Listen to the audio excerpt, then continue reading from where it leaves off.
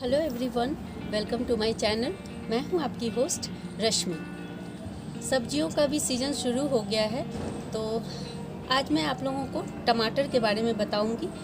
जो आज तक मैंने जिस तरह से टमाटर लगाए हैं, जो मेरा एक्सपीरियंस है टमाटर के पौधों के साथ, वो मैं सारी डिटेल में आपको बताऊंगी।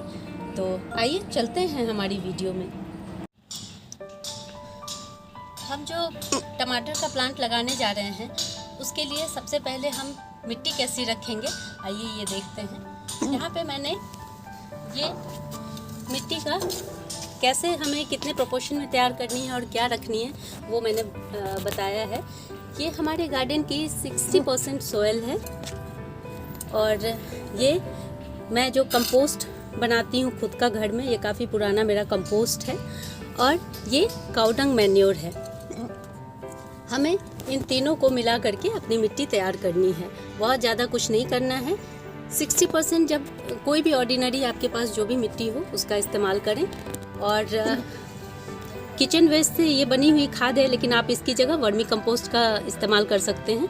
60% मिट्टी, ऑर्डिनरी मिट्टी, 20% वर्मी कंपोस्ट और 20% गोबर की खाद। ये हमें इसका रेशियो हमने इसलिए ऐसा रखा है ताकि हमारे छोटे से सीडलिंग को बड़े होने के लिए जो भी ज़रूरी न्यूट्रिएंट्स हैं वो मिल सकें। और कोई भी जब आप कंपोस्ट यूज़ करते हैं तो वो फुल्ली डिकम्पोज्ड होना बहुत ज़रूरी है, अदरवाइज़ सारा कुछ करने के बावजूद भी हमारी मेहनत ख़राब हो जाएगी, क्योंकि इससे हमारे छोटे प्लांट ख़राब होने के चांसेस ज़्यादा होते हैं। अब इन सब को हमें एक मिला करके मैंने देखिए यहाँ पे ये तैयार कर लिया है मिट्टी। इसमें मैं चेरी टोमेटो लगाने जा रही हूँ। अगर आप लोग चेरी टोमेटो लगाते हैं तो उसे 12 से कम इंच के गमले में भी लगाएंगे तो भी वो हो जाएगी और बहुत अच्छा फ्रूटिंग करती है। लेकिन अगर आप बड़ा वाला टमाटर, जो नॉर्मल टमाटर होता है, वो लगाते हैं तो उसके लिए आपको इस तरह के ग्रो बैग की ज़रूरत होगी, जो 12 इंच या उससे ज़्यादा हो तो ज़्यादा बेटर है। इस तरह के ग्रो बैग्स। तो अगर आपके पास छत नहीं है, बालकनी है, तो भी आप टमाटर उगा सकते हैं। और अगर आप चेरी टोमेटो उगाते हैं तो आपको बहुत सारे फ्रूट मिलेंगे। मैंने यहाँ एक चेरी टोमेटो की सीडलिंग ली हुई है और आइए इसे लगाते हैं। इसे लगाने के लिए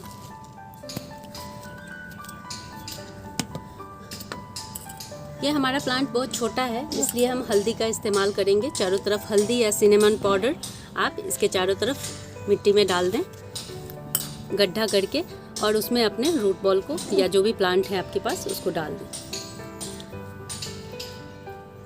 अगर आप डायरेक्ट भी इसके सीड लगा सकते हैं, जैसे आपका इतना बड़ा प्लांटर है तो आप यहाँ पे 3-4 सीड लगाएं और जैसे ही प्लांट निकल जाते हैं सीड से तो आप देखें कि उसमें कौन सा सीड हमारा हेल्दी है। 2 प्लांट छोड़ करके बाकी सारे प्लांट आप निकाल दें, उसे फेंक दें, क्योंकि हमें उसकी ज़रूरत नहीं है। और 2 ही प्लांट चलने दें और दोनों प्लांट हेल्दी होने चाहिए। और जब भी हम टमाटर के प्लांट लगाते हैं तो मैं खुद का एक्सपेरिमेंट करती रहती हूँ कि कैसे हमारे प्लांट हेल्दी रहें। तो मैंने देखा है कि इसके रूट में जो बैक्टीरिया लग जाते हैं या फंगस लग जाता है, उसका मैंने एक इलाज ढूंढा है। आप टमाटर के प्लांट या मिर्ची के प्लांट जब लगाते हैं तो उसमें आप मैरीगोल्ड के प्लांट ज़रूर लगाएं। उससे आपके 80% प्रॉब्लम, आगे आने वाली जो प्रॉब्लम होती है उसका सॉल्यूशन हो जाएगा। तो आप यहाँ देख रहे होंगे मैंने यहाँ सीडलिंग लगाई हुई थी मैरीगोल्ड की, इतने बड़े हो गए हैं। मैं इसके साथ ही एक मैरीगोल्ड का प्लांट भी लगा दूँगी।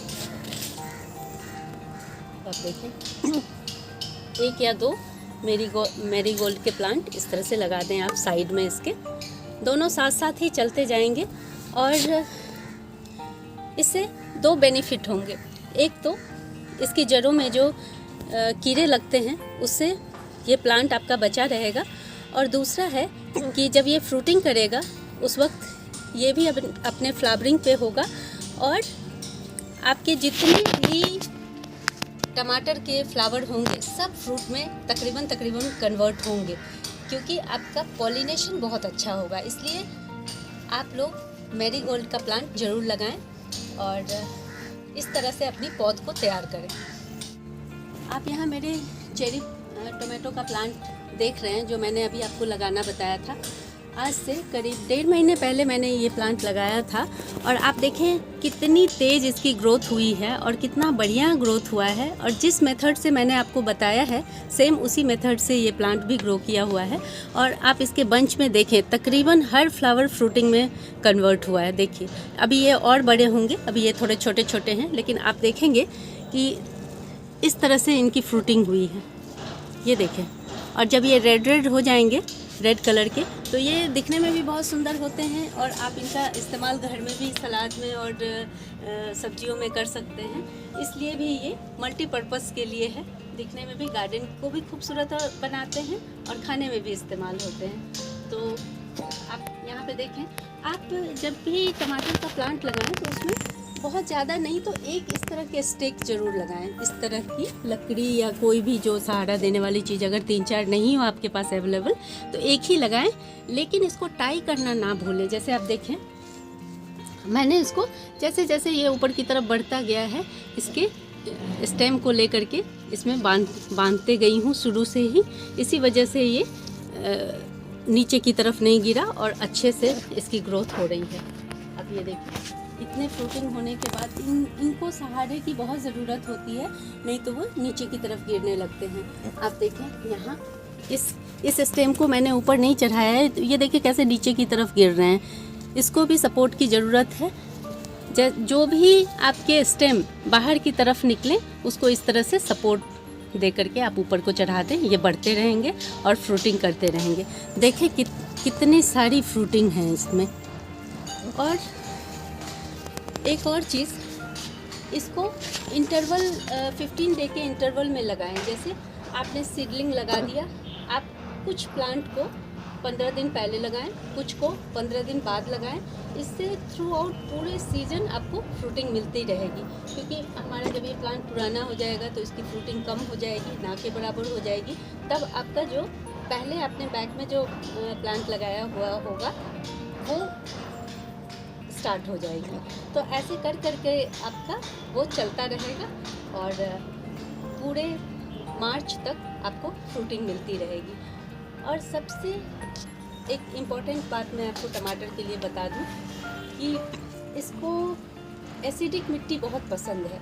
तो आप 1 मंथ में थोड़ा सा, जैसे 1 लीटर पानी में 5 ml के करीब आप विनेगर डाल करके इसकी मिट्टी में डाल सकते हैं।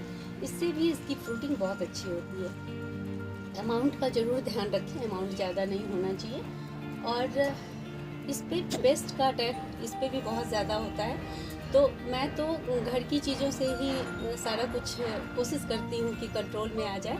तो मेरा तो सबसे अच्छा जो मेरे हिसाब से जो पेस्टिसाइड है वो मिल्क है, जो मेरे पास हमेशा अवेलेबल रहता है। तो मैं मिल्क का स्प्रे करती हूँ और वो भी सप्ताह में 1 बार या 2 बार तो ज़रूर ही करती हूँ, ताकि ये कीड़े मकोड़ों से बचा रहे। मैंने अपने पहले वीडियो में भी आप लोगों को बताया हुआ है कि हमें मिल्क का स्प्रे कैसे करना है। आप देखें ये मेरे पास 10 ml के करीब मिल्क है और 1 लीटर पानी है। मैंने इतना ही मिल्क इसमें डाला हुआ है और इसको जैसे ही पौधा थोड़ा बड़ा हो, करीब 5 से 6 इंच का हो जाए, आप उस पर स्प्रे करना शुरू कर दें सप्ताह में 2 दिन। ऑर्गेनिक गार्डनर जो भी होते हैं उनको थोड़ी सी तो मेहनत लगती है, लेकिन आपका प्लांट स्वस्थ भी रहेगा। एक बार जब कीड़ों का अटैक हो जाए बुरी तरह से, तब तो इसे उखाड़ के फेंकना ही पड़ता है। तब आपका कोई भी पेस्टिसाइड काम नहीं करेगा। इसलिए आप शुरू से ही ध्यान रखें, इन पे अपनी नज़र रखें जब छोटे रहें और कंटिन्यूस इसमें स्प्रे करते रहें, फिर कोई प्रॉब्लम नहीं आएगी। जैसे ही फ्लावरिंग स्टार्ट हो तब तो और ज़्यादा इसकी देखभाल करने की ज़रूरत है। तो अच्छे से पूरे प्लांट को मिल्क वाले पेस्टिसाइड से नहला दें। सप्ताह में 2 से 3 बार आपको ये काम ज़रूर करना है अच्छी तरह से। और इससे भी हमारा इससे भी हमें 2 फायदे होते हैं। पहला, स्प्रे करने से इसकी पत्तियाँ कैल्शियम एब्जॉर्ब कर लेती हैं दूध से और आपकी फ्रूटिंग बहुत अच्छी होती है।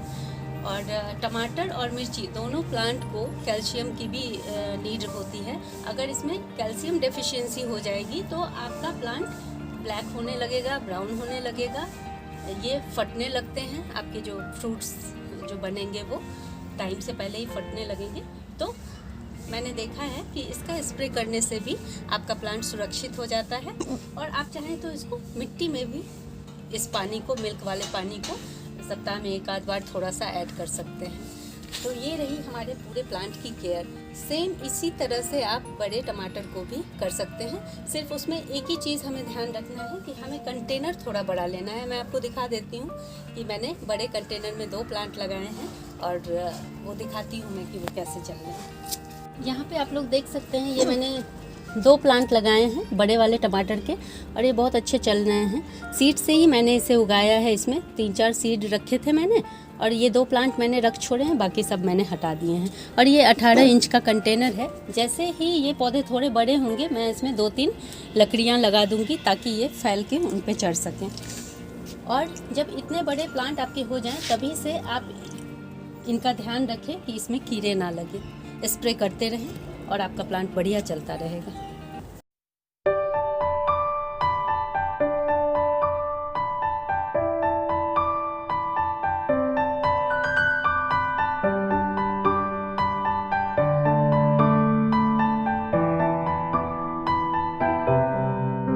अगर आप लोगों को मेरी ये इन्फॉर्मेशन पसंद आई हो तो प्लीज़ इसे लाइक, शेयर एंड सब्सक्राइब करना ना भूलें।